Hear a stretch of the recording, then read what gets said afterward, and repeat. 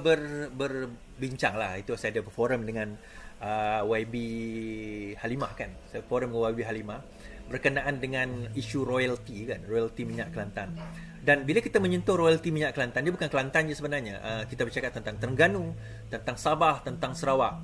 Saya tak berminat menyentuh isu royalty ni daripada aspek politik.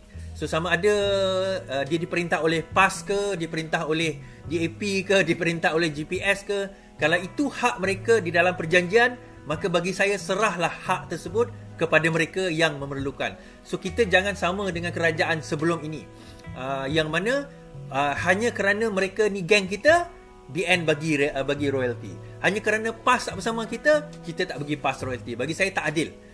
Sebab royalty tu at the end of the day, walaupun kalau katalah pemimpin tu nak beli Mercedes-Benz ke, itu dia dengan Tuhan. Yang penting dia kembalikan royalty tersebut kepada rakyat. Itu yang paling penting. Namun begitu, persoalan yang lebih utama, adakah royalty itu memang pergi kepada ataupun hak milik negeri tersebut?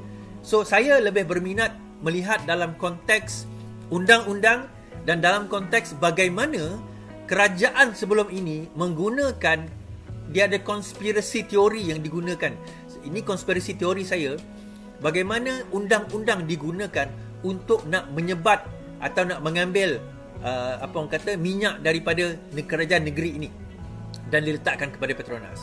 Well, saya ada tulis satu artikel panjang tentang benda ini, tapi saya dah hilang laptop itu dan saya tak ingat saya post artikel tu kat mana. Saya letak social media saya, tapi saya tak ingat social media yang mana saya letak. Sebab terlalu banyak social media saya pada waktu dulu dan ada yang dah kena ban dan dah kena buang sebenarnya. Namun apa yang saya boleh recall dia macam ni. Nanti ada satu malam nanti saya akan buat penerangan secara lebih mendalam berkenaan dengan isu royalty ni. Namun malam ni saya buat bagi secara pecisan saja. Dan kenapa saya kata Azlina dan Zafrul was right? Mereka benar betul dalam mengatakan bahawa Kelantan sebenarnya tidak ada hak royalty. Kenapa saya kata demikian? Bukan sebab Kelantan tu orang PAS, tapi dari segi undang-undangnya, kenapa itu adalah satu keputusan yang benar, yang betul. Daripada segi aspek undang-undang. Aspek politik dan juga kemanusiaan itu cerita lain. Ini undang-undang dahulu. Kita kena faham satu perkara tuan-tuan. Masa pembentukan Malaysia, kita masa itu di Semenanjung tidak ada lagi penemuan minyak. Penemuan minyak hanya ada di Sabah dan Sarawak sahaja. So masa pembentukan Malaysia 1963, antara sebab kenapa Sabah dan Sarawak itu menarik untuk tanah Melayu adalah kerana minyak dia. Siapa yang tidak tahu, Sarawak sudah menemui minyak 1910 lagi. Terima kasih. Telah menemui minyak sejak 1910. Dan Shell antara syarikat yang mula mula explore minyak di Sarawak dan juga di Sabah, terutama sekali di Sarawak, bahagian Miri kan. Malah dalam satu buku tahun 1890-an diceritakan dalam buku itu, British ni tulis lah, banyaknya minyak di kawasan Miri, Brunei Miri ni especially, sampaikan dekat lantai dekat luar rumah tu dia akan jumpa air hitam. Dia kata air itu dia orang ambil, cedok, letak sumbu, boleh buat pelita. Maksudnya dekat atas darat pun dia punya minyak. Now, kemudian berlaku pembentukan Malaysia. Pada waktu itu konspirasi teori yang mengatakan bahawa disebabkan tanah Melayu adalah negeri-negeri yang miskin, federal kena memikirkan macam mana nak bagi duit kepada negeri-negeri tersebut. Kecuali macam Kedah adalah negeri miskin, Kelantan adalah negeri miskin, Terengganu adalah negeri miskin pada waktu itu. Kemudian Pahang sebelum penemuan balak dan sebagainya adalah negeri-negeri miskin. Negeri yang kaya pada waktu itu hanyalah wilayah Persekutuan Kuala Lumpur, Perak, Selangor. Johor ada port dekat dengan Singapura. So itu antara negeri yang kaya. Melaka dan sebagainya adalah negeri-negeri yang boleh dianggap miskin. Tetapi paling miskin dalam pada waktu itu antaranya adalah Kedah. Dan kita kena ingat Tengku Abdul Rahman asalnya daripada orang Kedah. Jadi dia nak kena memikirkan bagaimana federal nak bagi duit kepada negeri-negeri tersebut. Jadi dia kata kita kena ambil minyak daripada Sabah dan Sarawak. Pada waktu itu Sabah dan Sarawak ada minyak. Sebab minyak ni memang memberi pulangan yang sangat besar. Tapi macam mana nak ambil minyak daripada Sabah dan Sarawak? Sedangkan hak bila Sabah Sarawak masuk, mereka bukan bodoh tuan-tuan. Mereka tak masuk bodoh-bodoh macam tu je. Mereka menandatangani perjanjian. Antara yang ditandatangani adalah Malaysian Agreement 1963, Perjanjian Malaysia 1963. Jadi difikirkan bagaimana agaknya kita nak buat satu undang-undang agar kita boleh ambil minyak di luar daripada certain kawasan. Fikir, Sarawak melalui Tun Rahman sendiri telah mencadangkan antara lain penubuhan Petronas. Tetapi sebelum penubuhan Petroleum National dikenali sebagai Petronas pada tahun 1976, kena buat undang-undang terlebih dahulu. Dan kalau tak silap saya, menteri pada waktu itu adalah Taib Mahmud, Menteri Galian kan, sumber asli. Jadi kena buat perjanjian, namun perjanjian itu ataupun agreement tersebut ataupun undang-undang tersebut tidak akan boleh dilaksanakan kerana Sarawak tidak akan bersetuju. So bagaimana nak buat? So dia kata kita boleh buat undang-undang kalau negara kita darurat. Maka berlakulah peristiwa 13 Mei 1969. Perancangan untuk ambil minyak ni berlaku sebelum itu tuan-tuan. Lepas 63, sebelum 69 dah ada perancangan itu. Jadi dia kata kita kena buat darurat terlebih dahulu. So berlakulah darurat 13 Mei. Adakah 13 Mei itu tidak berlaku? 13 Mei itu berlaku. 13 Mei itu berlaku. Buka pintu. 13 Mei itu berlaku. Namun begitu, 13 Mei itu berlaku di Kuala Lumpur. Persoalan kita yang kita nak tanyakan, dia berlaku di Kuala Lumpur, kenapa daruratnya seluruh Malaysia? Pernah kita persoalkan tak? Kenapa darurat pada waktu itu di seluruh Malaysia? Yang yang masalahnya pada waktu itu di Kuala Lumpur. Kenapa tak darurat hanya sekadar di Kuala Lumpur? Dan kalau kita nak mention tuan-tuan, darurat itu di Kuala Lumpur.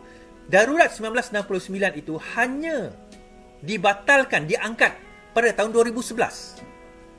Ni saya saja bagi umum dulu, nanti saya akan buat satu video khas tentang perkara ini.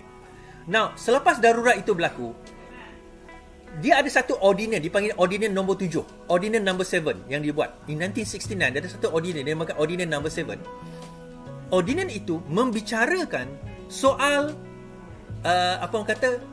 sempadan laut bagi negara Malaysia. Tuan-tuan, darurat tu berkenaan dengan racial riot. Kenapa tiba-tiba dibuat ordinance berkenaan dengan sempadan laut? Kenapa dibuat ordinance berkenaan dengan sempadan laut? Dan dalam ordinance tersebut disebut bahawa hak federal terhadap apa saja mineral, termasuk petroleum, adalah 3 nautical mile ke atas. 3 batu nautika ke atas. Bawah 3 batu nautika milik hak negeri. So, benda ini berlarutan, ordinance ini terlaksana dan guna pakai sehingga tahun 2011. Selepas dah diangkat pada 2011, kenapa? Sebab 2012 diwujudkan satu undang-undang dinamakan Territorial Sea 2012, di mana 3 nautical mile tadi diletakkan di dalam undang-undang Territorial Sea. Saya tahu benda macam ni walaupun tak akan faham tuan-tuan. Jadi disebabkan oleh 3 nautical mile, maksudnya apa saja petroleum berada 3 nautical mile ke atas, menurut ordinance kemudian diambil alih oleh Territorial Sea 2012 pada zaman Najib, adalah milik federal, iaitu Petronas. Hanya 3 nautical mile ke bawah saja adalah milik kerajaan negeri. Persoalan dia, pelantar minyak Terengganu berada 200 lebih kilometer. Pelantar minyak di antara sempadan Kelantan dan juga Malaysia dan juga Thailand berada 170 kilometer daripada pesisiran pantai Terengganu dan juga pantai Kelantan. 3 nautical mile is about 5 km. 3 batu nautika daripada pesisiran ada lebih kurang 5 km. Now, disebabkan oleh itu, apa yang Zafrul sebut pada tahun 2021, dan ini merupakan perkara yang disebut oleh kerajaan PAS juga pada ketika itu, apa yang Zafrul katakan adalah tiada royalty untuk Kelantan menurut Zafrul. Zafrul sendiri mengatakan tiada royalty petroleum untuk Kelantan, hanya wang ehsan. Yang ini adalah November 2021, sewaktu Zafrul menjadi Menteri Keuangan. Perkara yang sama juga disebut oleh siapa tuan-tuan? Oleh Azlina Osman baru-baru ini 2023. Sebenarnya istilah royalty untuk Kelantan itu tidak ada. Saya kontak Petronas, ada kawan saya dekat Petronas, dia kata dia pun tak aware rupanya Kelantan ada buat perjanjian juga petroleum agreement pada tahun 1975. Ada 4 negeri yang buat agreement tuan-tuan, iaitu Kelantan, Terengganu, Sabah dan Sarawak. Dan masing-masing minta 5%. Wang ehsan yang diberikan oleh federal ataupun Petronas kepada Kelantan dan Terengganu sebenarnya adalah wang ehsan. So ada yang tanya tadi, apa beza wang ehsan dengan wang royalty? Now, royalty akan dikira berdasarkan kepada revenue yang dia dapat daripada kontrak tersebut. Ehsan terpulang kepada kerajaan. Dia boleh bagi jumlah apa yang dia nak. Dan Section 4 di dalam Petroleum Development Act mengatakan hak Petronas untuk bagi wang secara tunai. Itu bukan royalty. Meaning to say, kalau bukan royalty, kerajaan nak bagi boleh, kerajaan tak nak bagi tak boleh, tak apa. Tak ada masalah.